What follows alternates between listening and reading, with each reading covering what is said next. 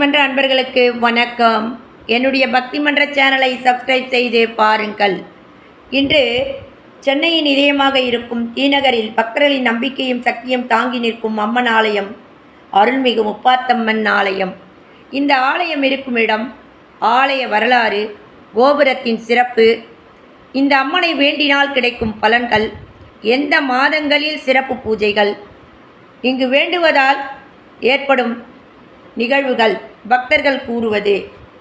சென்னையின் இதயமாக இருக்கும் தீநகரில் பக்தர்களின் நம்பிக்கையும் சக்தியும் தாங்கி நிற்கும் அம்மன் ஆலயம்தான் அருள்மிகு முப்பாத்தம்மன் ஆலயம். ஓம் சக்தி பராசக்தி.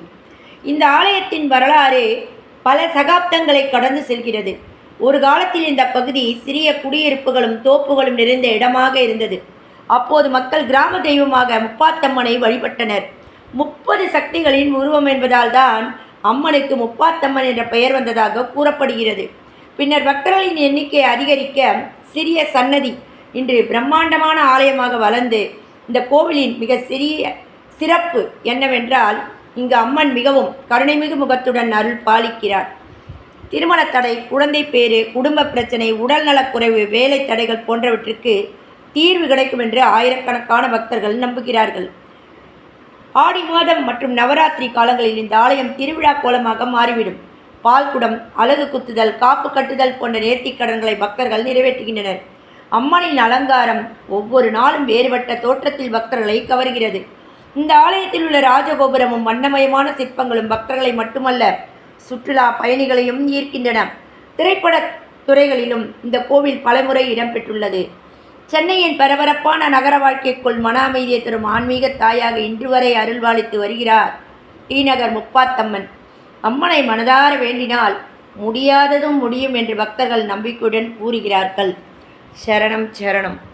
சரணம் சரணம் ஜெகதாம்பாள், சரணம் தருவாள் ஓங்காரி.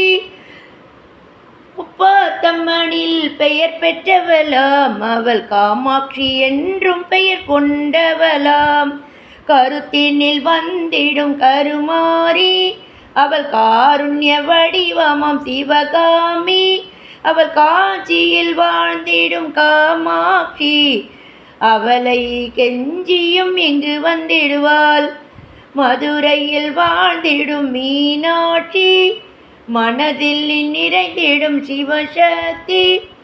மாதவன் சோதரி என்பவளாம், மனக்குறையெல்லாம் தீர்த்திடுவாள். அழியா சக்தியை கொண்டவளாம், அவன்